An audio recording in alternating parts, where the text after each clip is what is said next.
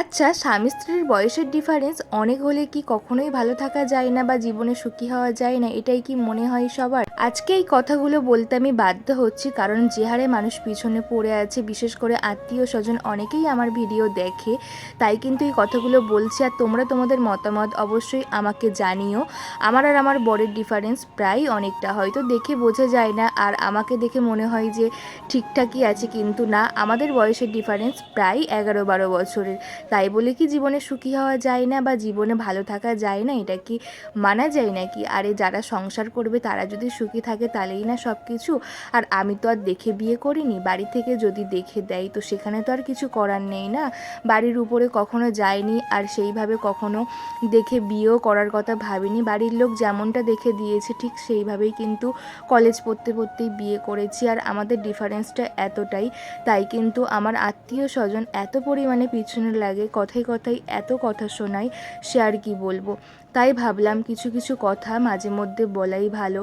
সত্যি বলতে বয়সের ডিফারেন্স যাই হোক, দুজনে যদি ভালো থাকা যায় তাহলে কিন্তু সেটা লাভ ম্যারেজ হোক বা অ্যারেঞ্জ ম্যারেজ হোক, সেখানে কিন্তু কোনো কিছুই ম্যাটার করে না। তবে পাড়া প্রতিবেশী ওই যে আছে, তোমাকে কোনো কিছু খুঁত না ফেলে তোমাকে খোঁটা দিয়ে কথা শোনাবে, আর তোমার ঠিক যেটা খারাপ বা যেটা বললে তুমি মনে কষ্ট পাবে সেই ব্যাপারটা নিয়েও তোমাকে মানে কথা শোনাতে ছাড়বে না।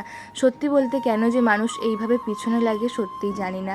আর এই ভিডিওটা অনেকটা দিন আগের ভিডিও, গ্যালারি হাঁটতে হাঁটতে দেখলাম ভিডিওটা বানানো আছে গ্যালারির মধ্যে, আর তোমাদের সঙ্গে সেইভাবে শেয়ার করা হয়নি। ভাবলাম চলো আজকে কিছু কথা শেয়ার করি, আর তোমাদের সঙ্গে ভিডিওটা আমি শেয়ার করেই দিই।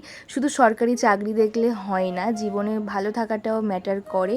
যে সরকারি চাকরি হলেই বয়স্ক ছেলেকে বিয়ে করব, বা সরকারি চাকরি না হলে বয়স্ক ছেলে হবে না, আমার অল্প বয়সী ছেলের সঙ্গে বিয়ে হবে তেমন তো না। ভাগ্যে যেটা আছে সেটাই হবে। দেখো আগে কত কাজ করতাম, সকাল থেকে উঠে সমস্তটাই একা হাতে সামলাতাম, তবে এখন আস্তে আস্তে শরীর এতই ভারী হয়ে যাচ্ছে যে সেইভাবে আমি সকালে কিছুই সামলাতে পারি না। আর এইভাবেই কিন্তু দিনগুলো আমার কাটছে। তো আগের ভিডিওগুলো দেখে সত্যি আমার খুব ভালো লাগছিল, তাই ভাবলাম তোমাদের সঙ্গেও শেয়ার করি, তোমাদেরও ভালো লাগবে।